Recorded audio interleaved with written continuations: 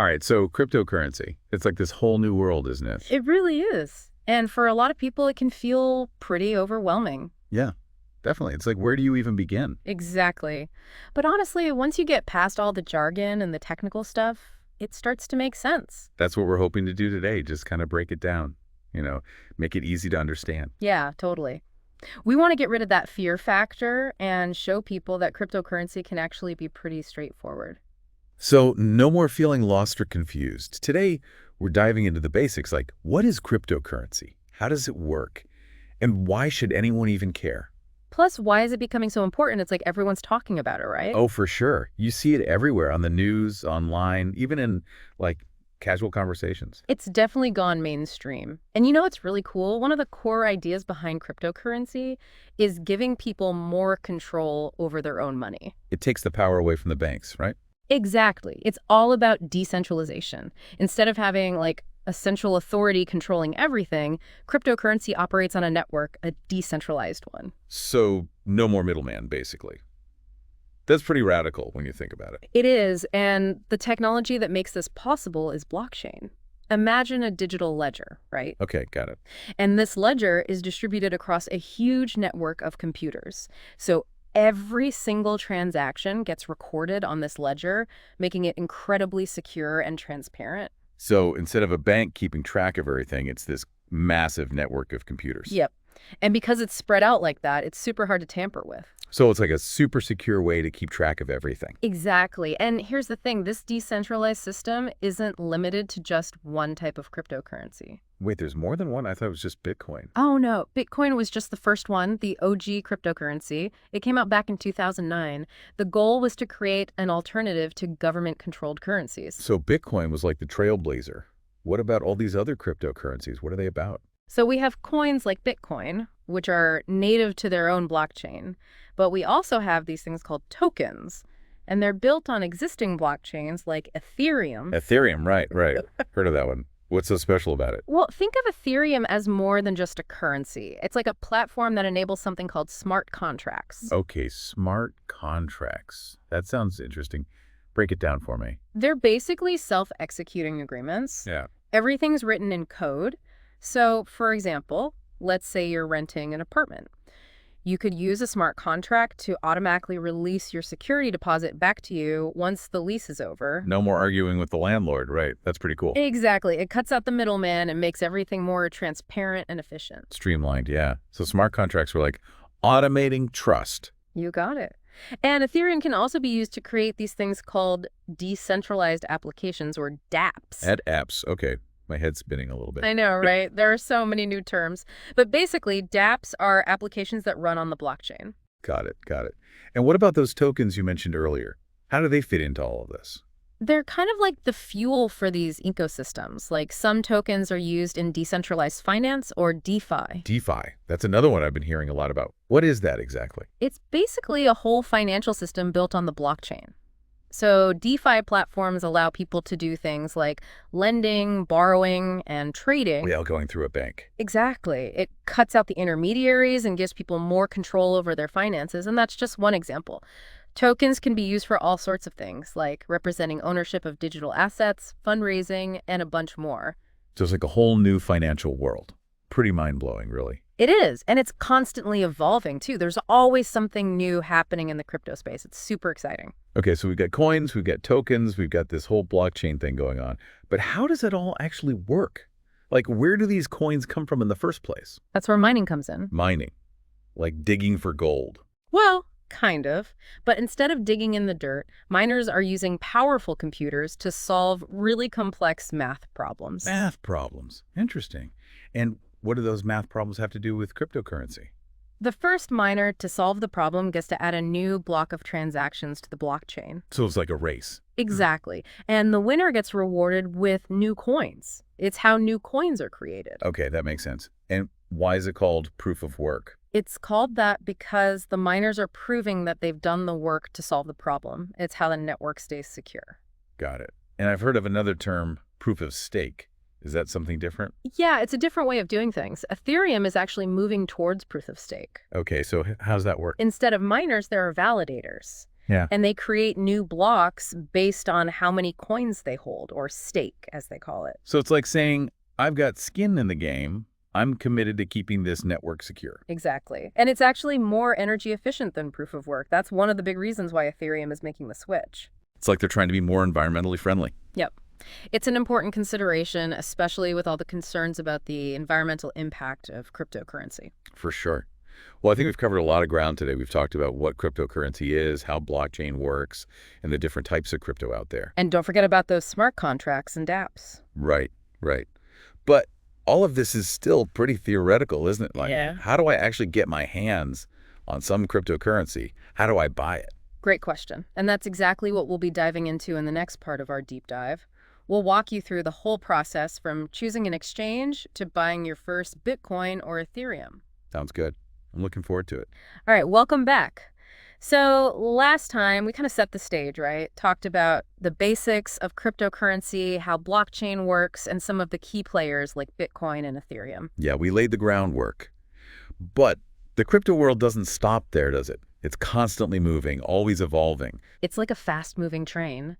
And there are so many exciting things happening right now, things that are shaping the future of finance. I'm ready for the ride. Right. What are some of the trends that have you excited? What's on your radar?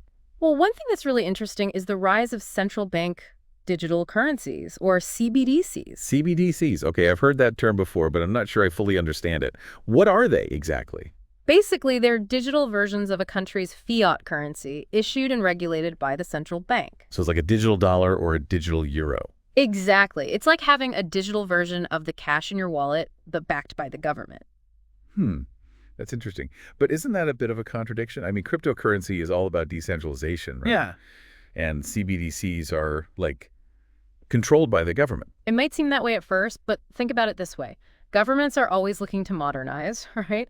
And blockchain technology offers incredible efficiency and transparency. I see what you mean. Yeah. So it's like they're trying to take the best of both worlds, the stability of traditional currencies and the innovation of blockchain. Exactly. And CBDCs could have a huge impact on how we interact with money. Transactions could become smoother, faster, and potentially even more secure. Imagine that no more waiting days for a bank transfer to go through. Right. And think about international payments. CBDCs could make cross-border transactions much cheaper and easier, especially for people who rely on remittances. That would be a game changer. It's like bridging the gap between traditional finance and the crypto world. Exactly. It's definitely a trend to watch closely.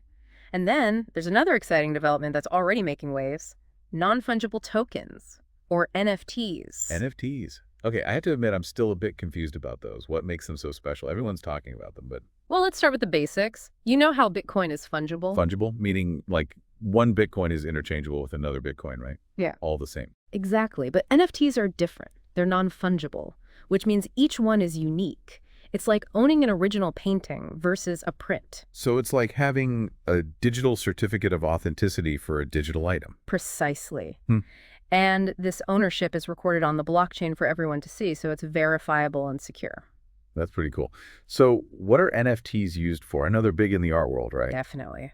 Artists are using them to sell their digital artwork directly to collectors, cutting out the galleries and middlemen. It's like they're taking control of their own creations. That's empowering. It is. And it's not just art.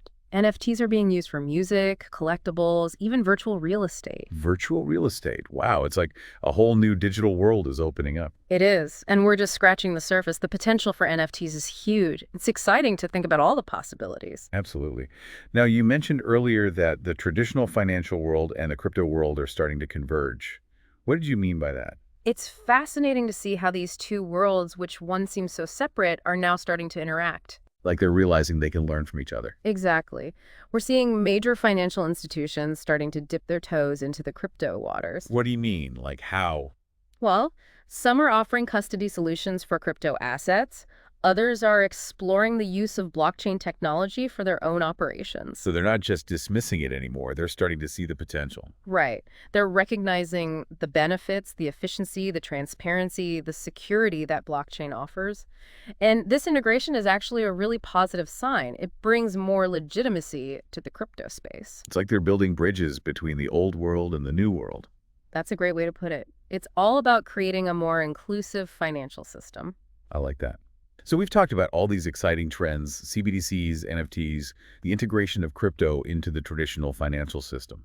But let's circle back to something we touched on earlier, how to actually get started with cryptocurrency. Right. I'm sure some of our listeners are thinking, okay, this all sounds great, but how do I actually buy some Bitcoin or Ethereum? Exactly. Where do I even begin? Well, the good news is that buying crypto is much easier now than it used to be. Oh, good. I was a little worried about that. There are these platforms called exchanges where you can buy, sell, and trade cryptocurrencies.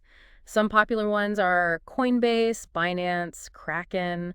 There are tons out there. So I just pick an exchange, create an account, and then I can start buying. Pretty much. But before you jump in, it's really important to do your research. Research. Okay, like what kind of research? Well, you want to make sure you're choosing a reputable exchange, one that has strong security measures in place. Security is definitely a big concern when it comes to cryptocurrency. Absolutely. Once you've bought your crypto, the next step is figuring out how to store it securely. And that's where wallets come in. Wallets, like those things we carry in our pockets. Kind of, but in the crypto world, a wallet is a digital storage solution for your crypto assets. Okay, that makes sense. So what kind of wallets are there? Well, there are a few different types. There are hardware wallets, which are physical devices that store your crypto offline. Offline. Okay, so that's like super secure. Exactly. It's the most secure way to store your crypto because it's not connected to the internet. Okay, got it. What other types are there? There are also software wallets, which are applications you can install on your phone or computer. Those sound more convenient, but are they as secure as hardware wallets? They're generally considered safe, but they are connected to the internet, so there's always a slight risk. I see. What about those custodial wallets I've heard about? Those are wallets that are provided by the exchanges themselves. So it's like the exchange is holding your crypto for you. Right. It's the easiest option, but it does mean you're trusting the exchange with your assets. So there are pros and cons to each type. I guess it depends on your needs and how much risk you're willing to take. Exactly. And then, of course, there's the whole issue of security best practices. Yeah, that's super important. How do I make sure my crypto is safe? Well, we'll dive into all the details in the next part of our deep dive. We'll talk about strong passwords, two-factor authentication, and the most important thing, safeguarding your private keys. Private keys. Sounds mysterious and important. They are. Your private key is like the master key to your crypto vault. If someone gets hold of it, they can access your funds. Oh, wow. So I definitely need to keep those safe. Can't wait to hear more about that in the next part. It's essential stuff. But in the meantime, if you're eager to learn more, don't forget to check out our social media channels. We're always happy to answer questions and connect with our listeners. Okay, so we're back for the final part of our crypto deep dive. We've talked about the good stuff, the potential, the innovation, the excitement. But let's be real, there are risks too, right? Challenges that come with this whole new world of cryptocurrency. Yeah, definitely. It's important to be aware of those risks before you jump in head first. So let's talk about them. What are some of the things people should watch out for? What are the potential downsides? Well, one of the biggest concerns is market volatility. Cryptocurrency prices can go up and down like crazy. Yeah, that's something I've heard a lot about. It's like a roller coaster ride. Exactly. And while that can be exciting for some investors, it also means you could lose money just as quickly as you make it. So it's not for the faint of heart. What advice would you give to someone who's new to crypto and wants to navigate this volatility? First and foremost, never invest more than you can afford to lose. That's rule number one with any investment, but especially with cryptocurrency. Right, it's high risk, high reward. Exactly. Do your research, understand the technology, and start with a small amount that you're comfortable with. Don't get caught up in the hype or make emotional decisions. It's easy to get swept up in all the excitement, but it's important to stay level-headed. Absolutely. And be aware of scams. Unfortunately, there are people out there who try to take advantage of those who are new to crypto. So what are some red flags? How do I know if something's a scam? If someone promises you guaranteed returns, that's a huge red flag. If it sounds too good to be true, it probably is. Right. That's a good rule of thumb in general. Also, be wary of anyone who pressures you to invest quickly or claims to have insider information. Legitimate investments don't require high-pressure tactics. So it's all about doing your due diligence, right? Exactly. Research thoroughly and take control of your own financial decisions. Don't let anyone pressure you into something you're not comfortable with. Now, beyond the financial risks, there are also concerns about the environmental impact of cryptocurrency, especially the energy consumption of mining. Can you talk a bit about that? Yeah, that's an important issue. Some cryptocurrencies, like Bitcoin, use a mining process called proof of work, which requires a lot of energy. Because all those computers are working to solve complex math problems. Exactly. And that can have a significant carbon footprint, but it's important to note that the crypto world is constantly evolving. So there are efforts being made to address this issue. Absolutely. People are working on more sustainable mining practices, and some cryptocurrencies are moving towards more energy-efficient consensus mechanisms like proof of stake. That's good to hear. It's like the industry is trying to become more environmentally responsible. Right. And it's something that's constantly being discussed and debated. It's an evolving landscape. Now, another concern that comes up a lot is the potential for cryptocurrency to be used for illicit activities. Is that something we should be worried about? Well, it's true that cryptocurrency can be used for both legal and illegal purposes, just like any form of currency. So it's a tool that can be used for good or bad. Exactly. But it's important to remember that cryptocurrency transactions are recorded on the blockchain, so they're actually very transparent and traceable. It's not exactly anonymous then. Not really. Law enforcement agencies are getting better at tracking these transactions, and many exchanges have strict KYC and AML procedures in place to prevent illicit activities. KYC and AML, what are those? KYC stands for Know Your Customer, and AML stands for Anti-Money Laundering. These are measures that exchanges take to verify the identities of their users and make sure they're not involved in any shady business. So they're trying to make it harder for criminals to use cryptocurrency. Exactly. They're working to ensure responsible use of this technology. Well, folks, that brings us to the end of our cryptocurrency deep dive.